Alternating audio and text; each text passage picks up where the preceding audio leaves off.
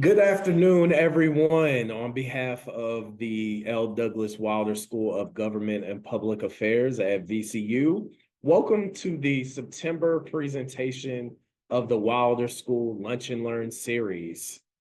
Today, we have a special presentation titled Locked Out, Rising Evictions Threaten Housing, Rising Evictions Threaten Housing Stability in Virginia with Dr. Ben Teresa, the director of the RVA Eviction Lab, and Dr. Chelsie Dunn from the Research Institute for Social Equity here at VCU.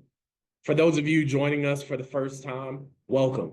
The Wilder School offers a unique opportunity for learning and growth with our monthly free virtual events like this one. Each session features change agents, thought leaders, and policymakers who provide insights and commentary on relevant topics of the day, none more relevant than today's topic. My name is Stephen Dozier, and I am the Wilder School Senior Director of Development. Before we get started, I want to share a few announcements. First and foremost, we released the latest findings from our Wilder School Commonwealth poll, as seen on this slide. Please see the chat for links to the timely poll results. I'm very excited to announce these. Also, Virginia Capital Semester internship is accepting applications. Please apply before October 1 for all our undergraduate students.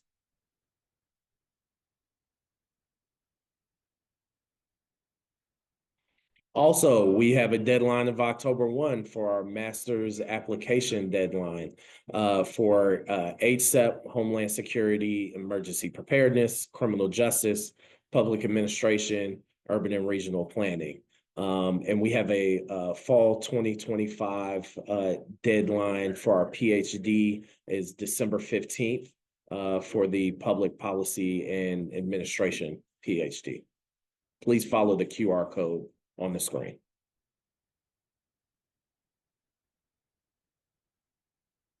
And last but certainly not least, I'd like to announce our Dean, Susan Gooden, to introduce our moderator and talk a little bit about last night's great event. Thanks so much. Thank you so much, Stephen. Welcome everyone to our September Lunch and Learn. We're delighted that you can join us today for another timely topic, looking at evictions. I know this is going to be a wonderful session with our own Ben Teresa, who is an expert on this topic. I do want to say thank you to everyone who joined us last night for the Wilder Symposium, Elections 2024, the importance of listening to the people. We had a great panel of experts with Bob Holsworth, Larry Sabato, and Robin McDougall. For those of you who were not able to attend the event last night, the recording will be available on YouTube. We've gotten a few requests. It should be available by the end of this week, so we'll make sure that we get that out, or come back to the Wilder School website and you'll have more information on that as well. There have also been some recaps on local media as well as in the Richmond Times-Dispatch. So it was a great session. We really appreciate everyone who could come out, and we are getting the message that folks would like to see it, so we're trying to get it out as soon as possible. And we, of course, thank Governor Wilder for his outstanding leadership of the Wilder Symposium and for spending time and providing his expertise with us last night. And then the other thing I wanted to mention to everyone is our Excellence in Virginia Government Awards celebration returns. It will be April the 8th, 2025 here in Richmond. For those who are not familiar with that, it's a great upbeat event where we recognize people like the Lifetime Achievement Award, the Unsung Heroes Award, Public-Private Partnership Award. Those award nominations are due on October the 18th. So we are open and accepting nominations. So if you know of excellent work that's happening around the Commonwealth of Virginia, and we're particularly interested in reaching out to areas outside of Central Virginia.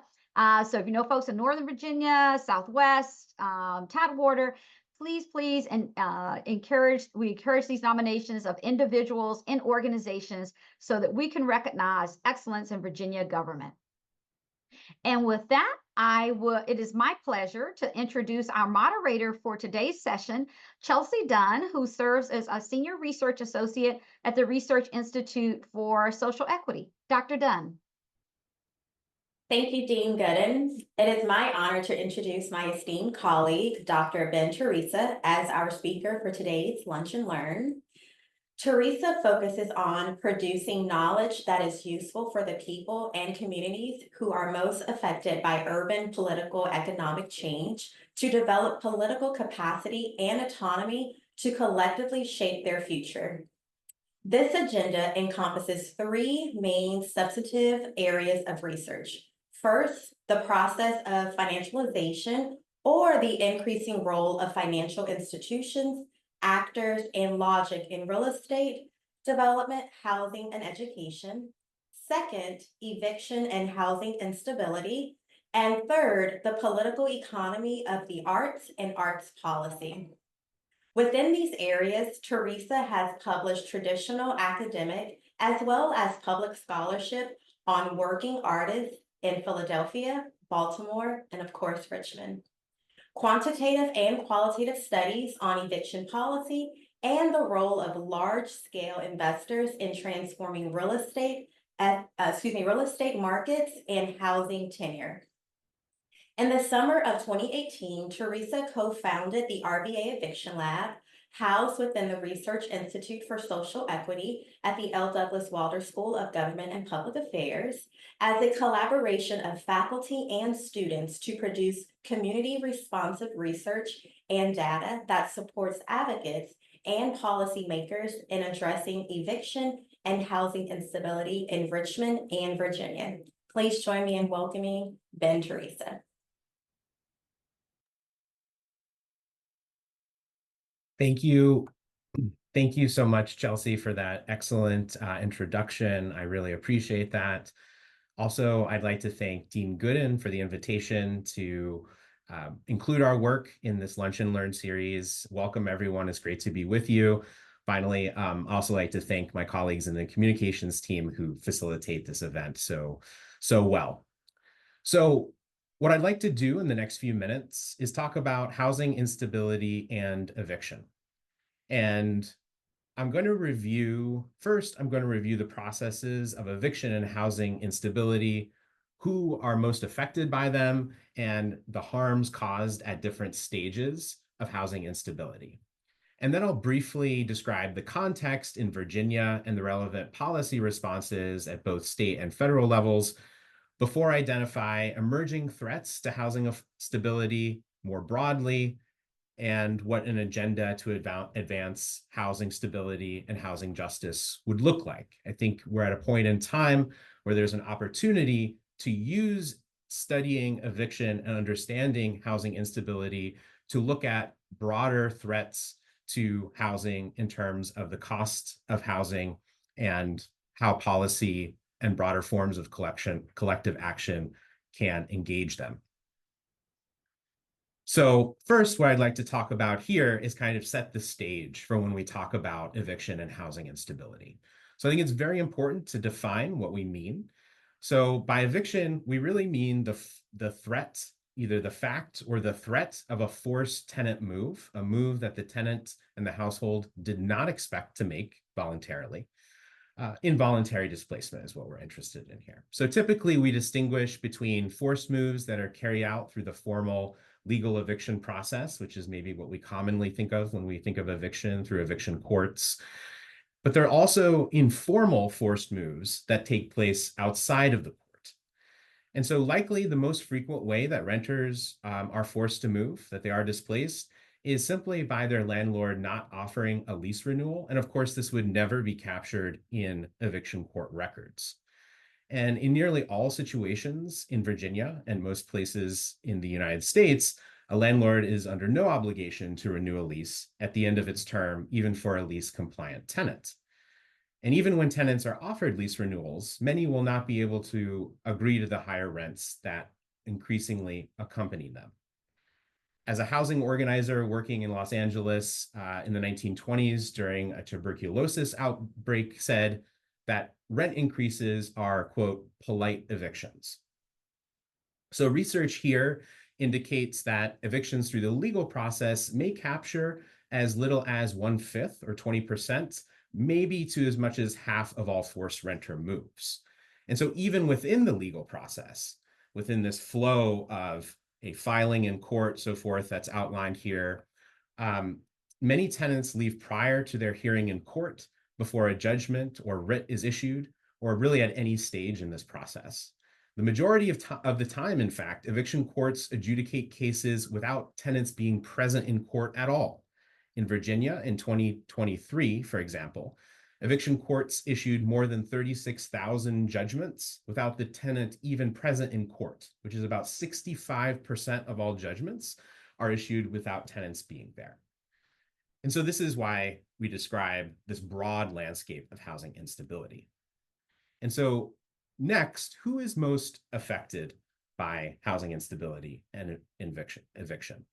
Well, intuitively, we would understand that those who are the groups that are most vulnerable in our society are also the most exposed to the harms of eviction and housing instability. So in the United States, the most common age to be threatened with eviction in the United States is between birth and 19 years old. In other words, children are the most commonly is the group most commonly threatened with eviction.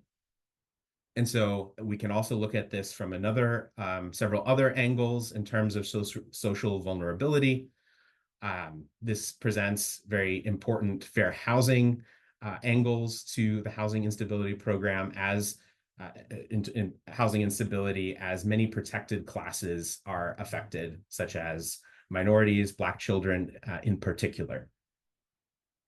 And so all aspects of housing instability are harmful. So just as I described, eviction not as a single process, not as a single outcome, but right as a landscape of displaceability or threats to housing stability, each part of this landscape inflicts harms on households and their wider communities. And so the reason why we define eviction and housing instability as this process with multiple routes to displacement is because, as a matter of public concern, we're really focused on what produces harms to households, their communities, and the wider public.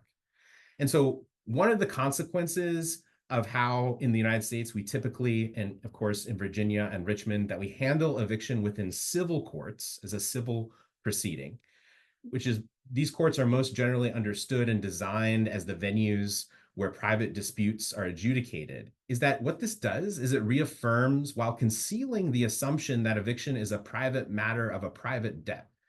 However, the eviction process transforms this private debt into a cascade of public expense in emergency shelter costs, healthcare, criminalization of homelessness, and young people's contact with the criminal justice system, which becomes more common for those children who are threatened with eviction and who are ultimately displaced. So for example, simply paying more than 30% of your income on rent, displayed here, which is what we talk about by being rent burdened, right?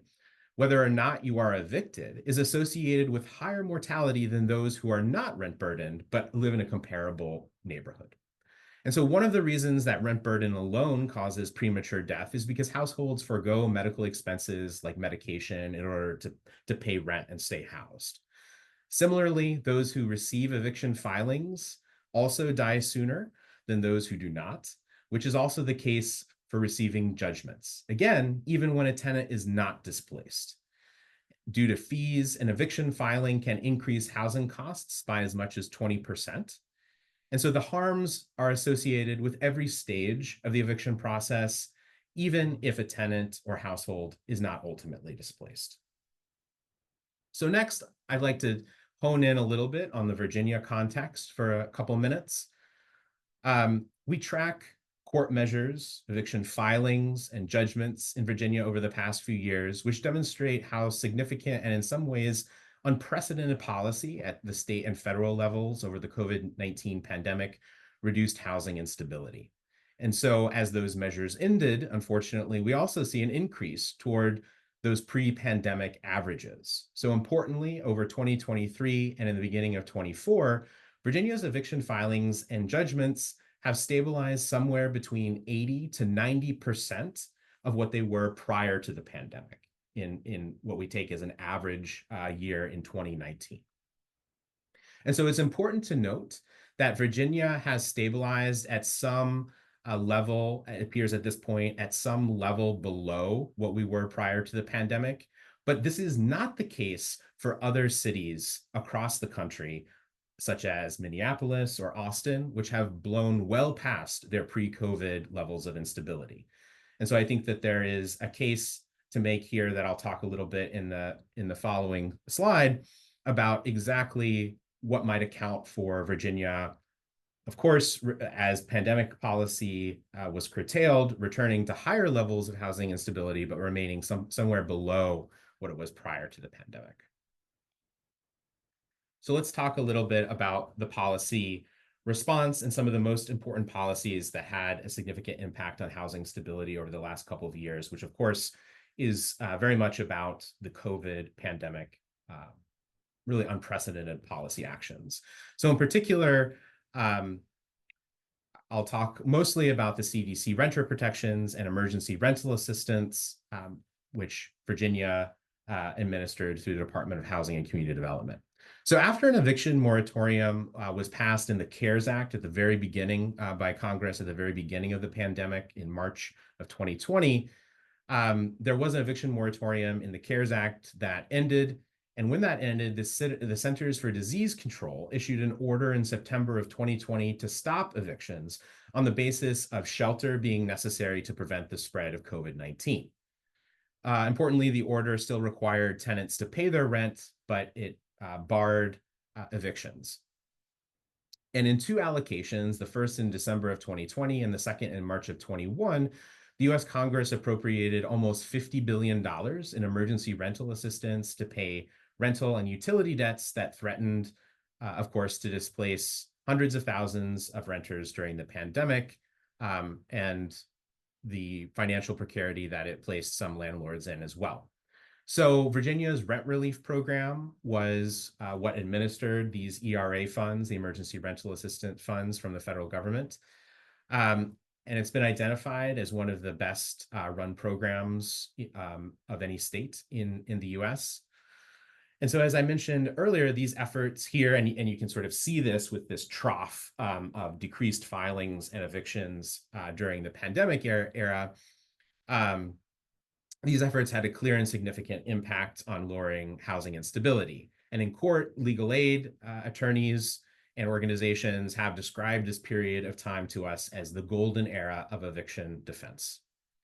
So after the Supreme Court of the United States struck down the CDC order barring evictions in August of 21, and then after Virginia's rent relief program closed because it had dispersed all of the funds that were available in May of 22, we see a significant increase in filings and judgments again. So the next policy intervention that I wanted to talk about that's specific to Virginia is what's called the Virginia Eviction Reduction Pilot Program, or VERP. So this is another important program, much smaller in scale. Obviously, as a pilot, it is much smaller in scale than something like the rent relief program, but nonetheless very important for its innovative strategies. So it's administered by the Department of Housing and Community Development. And it's developed the VERT program across multiple years, multiple phases. And really what it is a grant program for locally based eviction prevention programs that local service providers design and implement to meet the needs of their communities. And so what VERP does is everything from financial assistance to other types of job training referrals, assistance in court navigation, if that's necessary for tenants. And so really a wide range of services and supports to prevent eviction. And so this is likely another reason why Virginia's averages have not rebounded completely to the pre-COVID period. So next, I want to take the opportunity here to kind of broaden our frame of understanding housing instability and emerging threats to housing instability that are really at the root of these issues and that will be important for public policy and for broader collective action to take note of and to act on in order to address these issues. So, of course, as we know, the COVID-19 pandemic precipitated global inflationary pressures, which have affected many commodities, including housing. About 40% of Virginia renters report to the U.S. Census Household Pulse Survey, which was designed to survey during the COVID pandemic in particular. They report that rent increases of more than peak inflation, which was about 8%, and obviously since then has decreased significantly. And of course, today we have the meeting of the Federal Reserve that will make important adjustments to interest rate policy as well. And so, but what this means is that a significant share of rent increases do not reflect a change in the cost of providing housing. And so this is similar to what other economists, such as Isabella Weber's important work recently, have described as seller's inflation for other commodities, where the cost increases are not really reflective of underlying cost increases, but instead reflective of the conditions of market concentration and market power. And so this is what I want to call attention to here and frame for us next, which is what I talk about as the monopolistic conditions that exist in almost every major American housing market. And so I want to situate the rent increases that I just discussed that are untethered in substantial part to the cost of providing housing with a broader frame of the problem of monopoly power and market concentration in U.S. housing markets and rental markets in particular. And so there are qualities inherent in land and property that create the tendency towards monopolization, given the scarcity of land and how private property is practiced in the US context. An important recent study by Renee Tapp and her colleagues indicate the presence of market concentration in rental markets that would actually trigger a regulatory response in other consumer markets. So this HHI index is a regulatory tool for assessing market concentration. Most perhaps major urban regions in the US have levels of market concentration according to this index that would trigger regulatory scrutiny, as well as, if you can look in this map and parse this map, many smaller communities, in fact, face these obstacles as well. So next, if anything, this analysis, I would say, understates, that was a US-wide study at the county level. But importantly, right, the scale at which market power is exercised in housing markets is quite geographically limited. For example, when you're looking for an apartment, you're conducting an apartment search for a very specific product. You're looking for a 2-bedroom apartment in a maybe 1 or 2 neighborhoods that meet your qualifications for being close to a job or family or access to transportation or whatever it might be.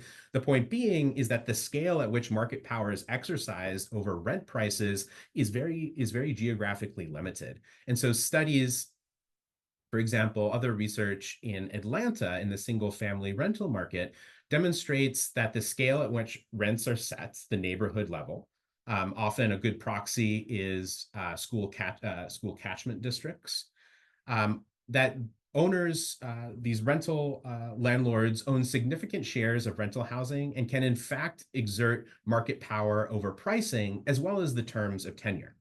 And so importantly, market power extends beyond just pricing power and the power to unilaterally set the terms of tenure. That is, for example, to rewrite lease agreements that systematically shift costs from owners to renters through proliferating fees. Ownership concentration also increases eviction filings. Larger owners are faster to file to evict and actually evict more frequently than other owners. Monopoly power increases housing instability. Market power also means the power to set the terms of access to shelter. In another example of this monopolistic condition and this monopoly power that I'm describing is recently the Department of Justice sued the real estate technology platform RealPage for violation of the Sherman Antitrust Act. specifically for using private data to coordinate pricing, rents, among market competitors who otherwise would not have access to such private data to base for their basis of setting rents. So with this lawsuit, and there's been other lawsuits as well, you'll see here that several states, not Virginia, joined this DOJ lawsuit. But what this lawsuit and others that have taken up describe is that the business practices of RealPage, that the technology collects private rental market data from landlords about vacancy, whether apartments are occupied, rents, and so forth. And then an algorithm makes pricing recommendation to those property managers. So these lawsuits, if you read them, they describe how RealPage relied on networks of trade organizations, including key trade organizations in Virginia, named in a class action lawsuit against landlords and RealPage, now in the U.S. District Court, Middle District of Tennessee. They rely on these trade organizations to discipline landlords to accept pricing terms. Basically, the idea being everyone should accept these terms because we'll all be better off. We'll all be able to price higher than if one tries to undercut the other. They also relied on a system of internal discipline of property managers to always accept pricing recommendations, which deviated from normal pricing to the extent that vacancy rates increase. In other words, RealPage recommends higher rents than property managers would otherwise set on their own, likely leading to more vacant apartments on average. So additionally, this technology is not just taking advantage of already existing supply shortages or market concentration, but it actually also actively manages the supply by recommending changes into the lease term lengths. It will actually recommend, instead of offering a 12-month lease, to offer an 11th-month lease or a 13th-month lease, so that it can stagger the timing of lease expirations so that at any single point in time, the fewest number of leases come up at the same time, which effectively reduces the supply at any point in time and thereby increasing pricing power. So it is not just passively taking advantage of already a supply shortage, it is actively manipulating supply as well. Okay. So finally, policy and collective action. I think RealPage really represents the so-called tip of the iceberg and demonstrates the degree to which housing markets and rental markets in particular are increasingly prone to monopolistic and control. And so the sources of monopoly power are multidimensional and extend to things like criminalization and even having an eviction record, which significantly reduce housing choices. And the reduction of housing choice is what makes people vulnerable and makes them vulnerable to exploitation when they don't have other options to exert. Given the wide base and sources of monopoly power, there are many points of action, both in public policy, in a public policy frame, but that will also require collective action beyond policy as well. And so what I talk about here is an agenda for housing justice that would include policy and this broader structure, this broader agenda for collective action structured around really two commitments. One is politicizing tenure. What I mean by this is treating housing tenure, which are the relations in land and property, as a matter of resource distribution and who has control over that distribution, right? Rather than black boxing tenure by assuming tenure, democratic tenure relations, stabilized housing will be a natural outcome of competitive housing markets. There's a tradition in labor relations and in labor history in the US of treating labor relations as power relations, of politicizing those relations, and understanding like that labor markets are in fact governed of resource distribution and who has access. That tradition is much less pronounced in the US context, and that's what I'm calling for here. Second is to thwart the conditions that facilitate monopoly power, which necessarily involve housing policy, but go well beyond it because those bases involve expanding control over territory, assets, and people at various geographic scales.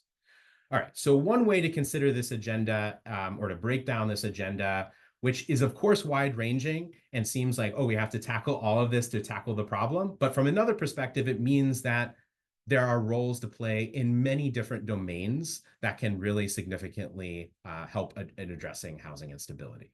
Okay, so one way is by the scale of action, which I've outlined here at the national, local, and community scale. So it includes, of course, public investments in housing, which are commensurate with the need, as well as regulation of property and finance to serve housing need rather than to serve as using housing solely as a vehicle for private accumulation. So across these scales, there are common fields of action in and beyond housing that simultaneously would curtail the conditions that facilitate monopolistic power and expand non-owners, renters' range of action. Those would be recognizing and bolstering tenants' rights to collectively bargain. So this is what I'm talking about, the tradition in labor relations and labor history of understanding workers' collective rights to bargain over working conditions and wages.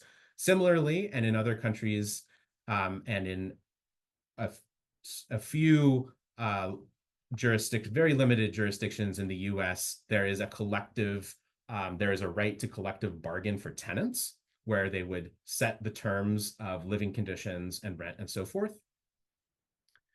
Other suggestions have included actually codifying tenants' rights in what has been called a Wagner Act for housing. Although this is kind of contentious among the organizing and tenant community, given historically the role that the US state has played in really using the Wagner Act to actually undermine some of the most militant labor action in the United States.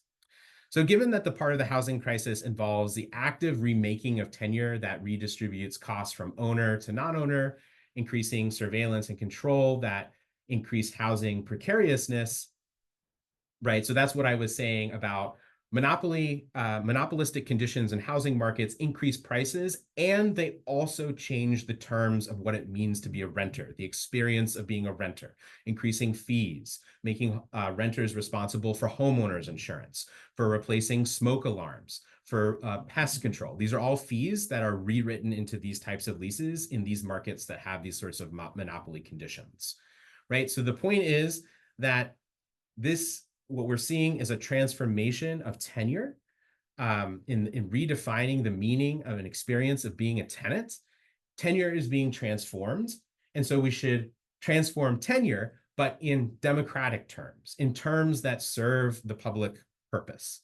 So for example, by embracing local experiments like community land trusts, limited equity cooperatives, and others, instead expanding them from what they mostly occupy in US urban spaces as exceptional. So typically community land trusts and other non-traditional vehicles are exceptional, right? So for example, in Richmond, the Maggie Walker Community Land Trust has now over 100 properties held affordable housing in the land trust, which places it as one of the largest, I'm not sure if it's top 10, but one of the largest community land trusts in the country.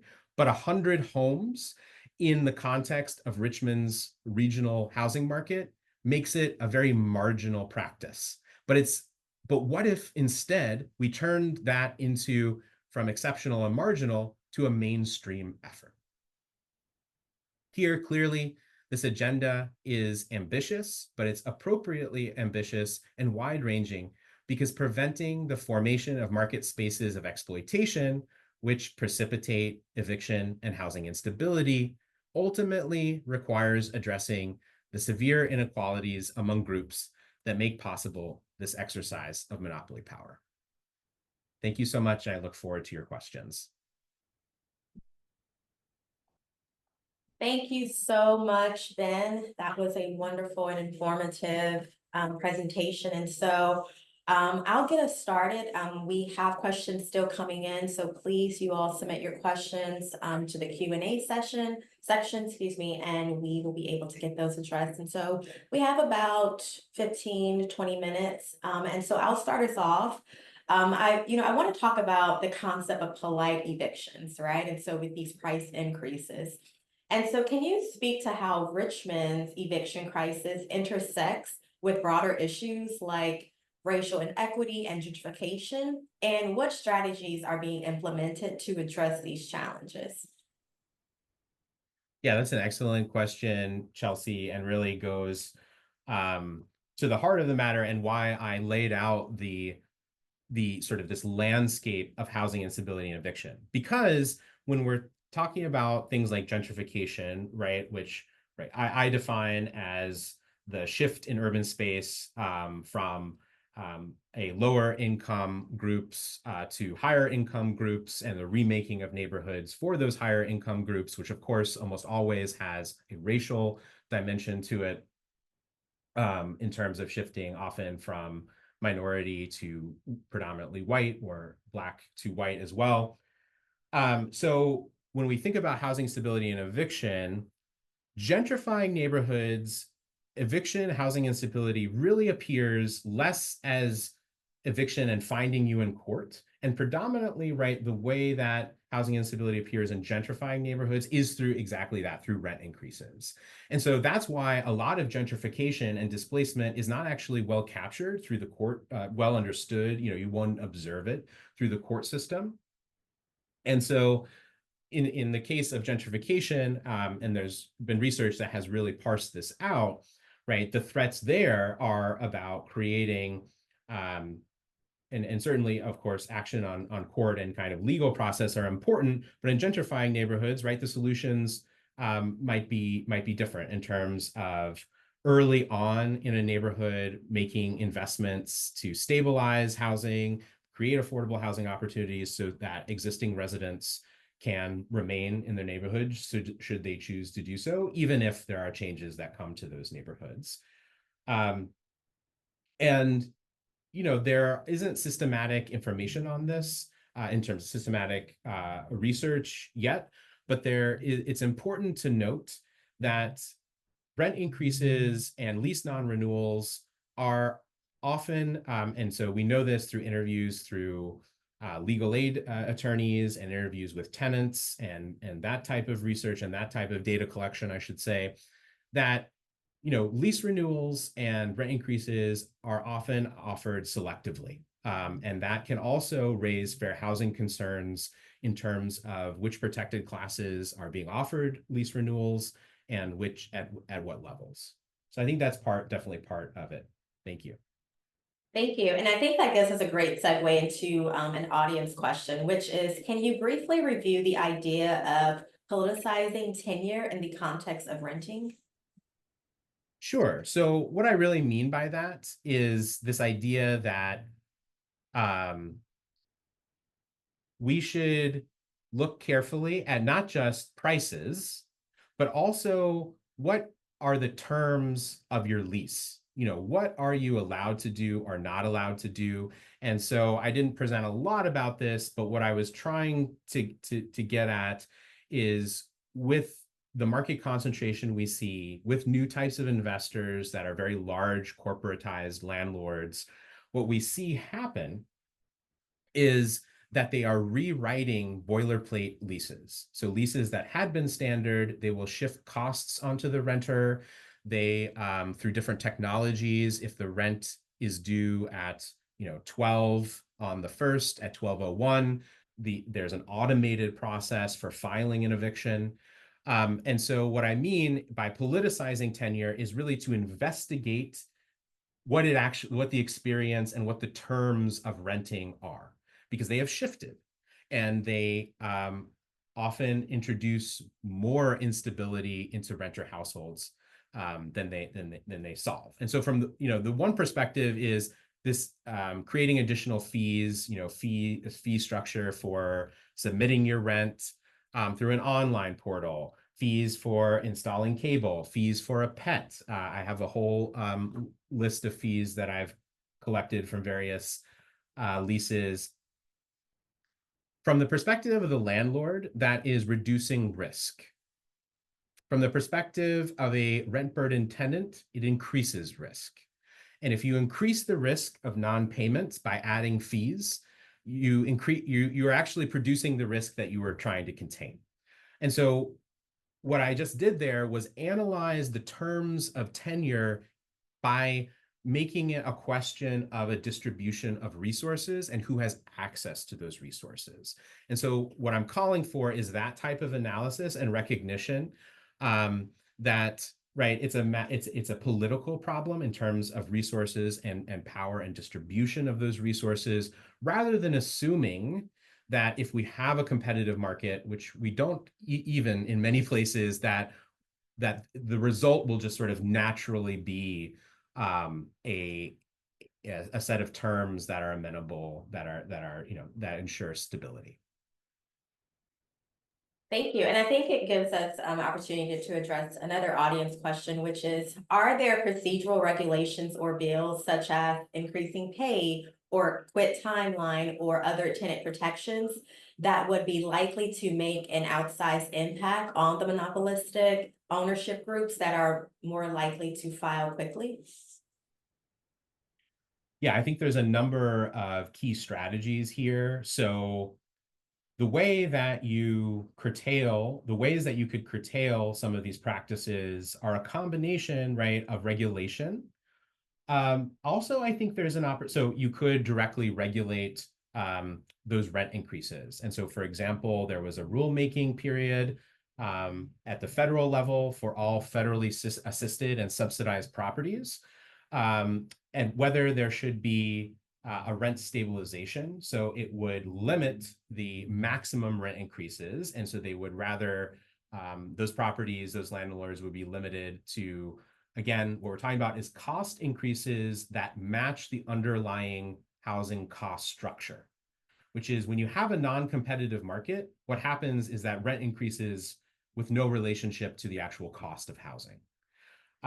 So you can directly regulate those things. You can add additional tenant protections. However, you also need to enforce those things. And so there's another kind of strategy being brought to bear here, which is sort of the use of market power from a state perspective, right? So if they're a competitor, if you have a private market where all these competitors aren't really competing, then what you can do is create competition through nonprofit affordable housing developers or other state type government investments in property markets directly that would actually compete with the private market. And it could also place pressure that way through sort of a market mechanism, that if affordable housing is being provided and it's provided stably, then people have other choices. And so this would also curtail this behavior. I do think invigorated fair housing enforcement is also part of this agenda, especially when we talk about racial equity, enforcing fair housing laws, discrimination in housing. That's an important enforcement agenda here as well. Early on, maybe this was about 10 or 15 years ago, after the great financial crisis, when we had this first great emergence of these very large landlords, there was a question here, and it said, oh, maybe these landlords will be more willing to accept federal housing choice vouchers, and will actually open up access for tenants using vouchers to these larger landlords.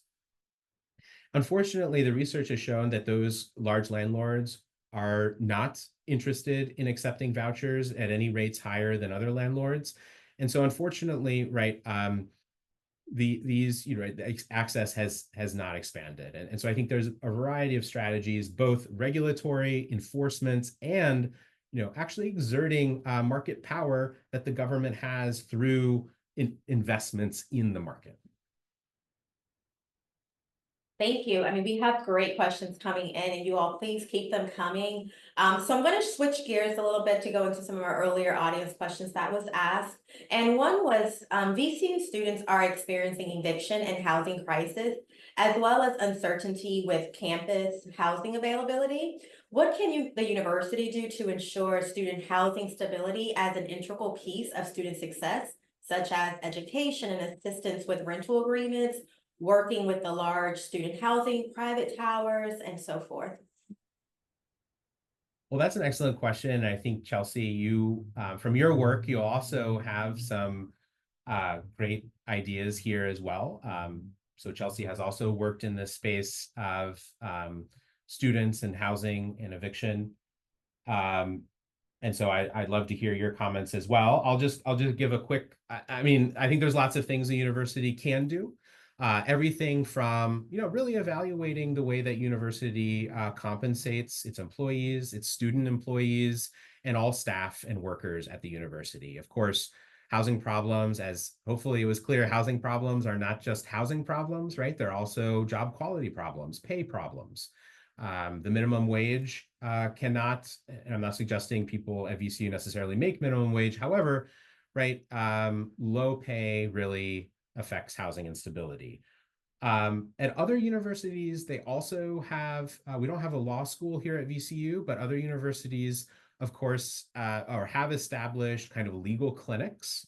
One of the things I didn't mention, but hopefully everyone will know, right, that in eviction court, there is no access to counsel for tenants. So tenants are not guaranteed a lawyer, unlike criminal court, right? In criminal court, if you can't afford an attorney, one will be provided to you. In civil court, there is no federal guarantee for a right to counsel. And so I think other universities have taken on legal clinics where they train attorneys to also represent tenants.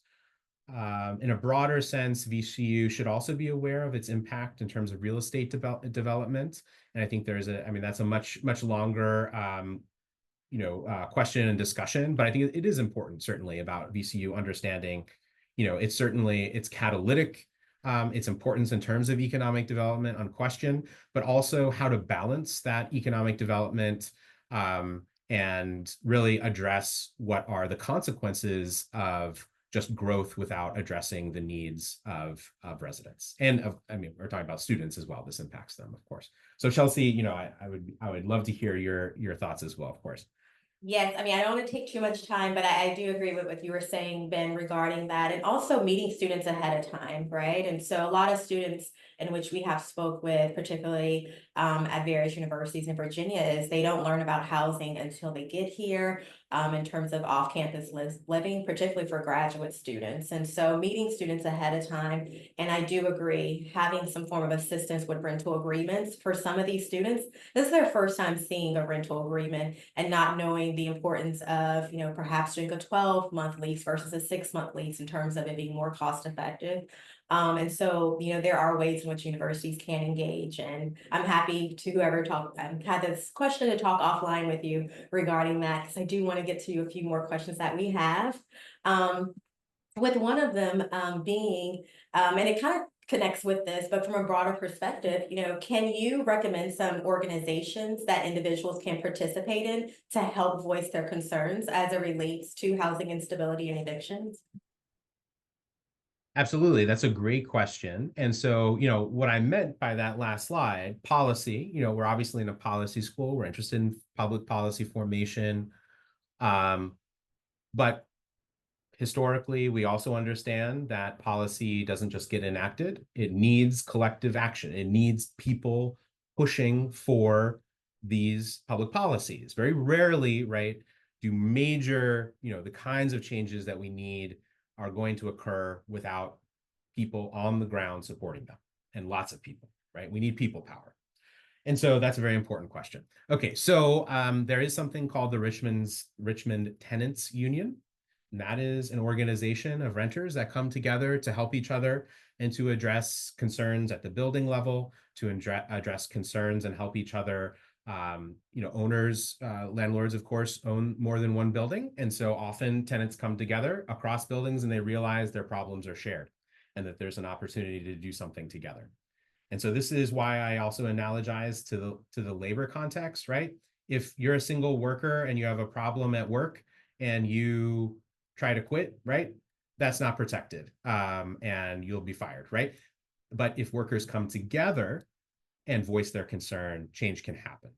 And so that's why I mentioned that. Other key organizations that you probably want to take note are Housing Opportunities Made Equal. That's a fair housing organization focused on enrichment and across the state. It's a statewide organization.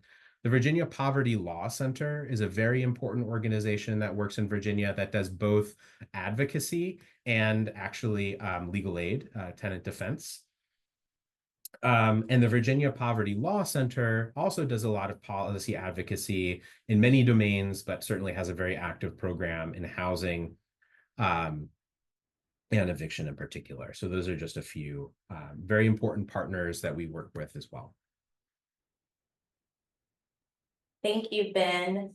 Another question was, considering the exacerbation of eviction filings as a result of COVID-19, has there been any conversation on sealing of closing cases and files that occurred during this moment? Acknowledging the constraints on everyone at every level during COVID-19 should not be left as added burdens to those already under the pressures of property owners, of whom have more leniency in keeping their property as opposed to losing a tenant.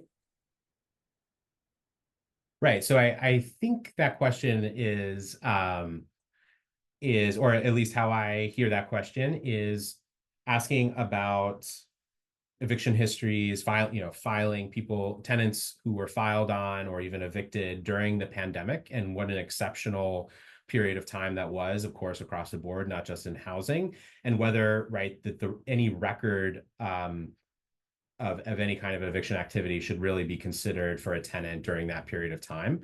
And so that has definitely been an active point of conversation. In Virginia, a couple of years ago, there was an expungement law passed where tenants could apply for an expungement of their filing. The good news is that my best understanding of the update to this law, or an expanded law, is that now that expungement is automatic, I believe, if the filing was dismissed, if the case was dismissed or had an outcome that didn't result in an eviction. And so I think that is definitely an area, not just for the pandemic, right, but that expungement would be for all cases. I mean, if they meet the criteria and so forth. And so that's a really important law, and so that's a very active area of conversation as well. All right, and so we have a question asking, and so this is verbatim. So what I heard you say is that landlords are charging what the market can bear rather than what they need to operate the apartment or apartments. Could we pass a law that outlaws this practice? You seem to be answering the same question. Yeah, that's a great question. And so that's the idea behind rent stabilization. And so there's a lot of literature, and this is where I would depart from my economics colleagues who are not often attuned to policy differences. And so there's a major difference between rent control and rent stabilization. And so it's important to differentiate between hard caps on rents that then would be capped regardless of what happened to the underlying cost structure, and rent stabilization, which actually would allow for rent increases in line with increasing costs, and also that take into account some fair return, some profit making. And rent stabilization is something that actually has been proposed by, I believe, Delegate Clark in Virginia has proposed or sponsored a bill the last couple of sessions that would allow Virginia municipalities to opt in and pass their own rent stabilization measure. And so I think that there have been examples of this in other cities that have passed recently in California, in Oregon. Sometimes they have quite high limits. So I think it was the Oregon or California case where the limits were as much as 10% rent increases were permitted. But what I didn't get into is that there's a substantial number of people that coming out of the pandemic were receiving like 30-50% rent increases. And so that's even kind of the idea of like this extreme, it was more like an anti-rent gouging, right? Where it would just prevent the most extreme type of rent increases, which are really, really damaging, of course, and that are not tethered to underlying costs. Well, thank you so much, Ben. I think that was our last question. And so I do want to close in saying thank you for taking time to inform us, not only from a national level, but also from a state and local level of housing housing instability as well as evictions. And so we have shared links throughout the presentation regarding various sites which you can go explore. Please explore RVA Eviction Lab's website and the work in which they are doing. It is incredible and very timely. And from there, I will turn it over to Stephen. Thank you, Dr. Dunn. Thank you, Dr. Teresa. What an engaging conversation. I think I've certainly learned a lot, and the folks who had an opportunity to attend this session learned a lot. And for those of you who asked questions and contributed to the conversation, thank you for engaging us today. Thank you for sharing your lunch hours with us. And special shout out to our communications team who is working diligently behind the scenes to help us put this event on. We do post the recordings of these events on our YouTube site. So if you just go into Google and you type in Wilder School YouTube VCU, it'll take you to our YouTube website. I encourage you to subscribe. Other recordings will be posted there to include, as the dean mentioned earlier, our symposium from last night. With that said, we will be wrapping up, but we have another lunch and learn in October with our one of our esteemed colleagues. Yeah, sorry, I was just waiting for us to pull this up. One of our esteemed colleagues, Dr. Luisa Nazarino, who will be discussing the AI revolution and the future of work, October 9th at 12 p.m. So we look forward to seeing everyone then. And thank you for joining us again. Have a great week.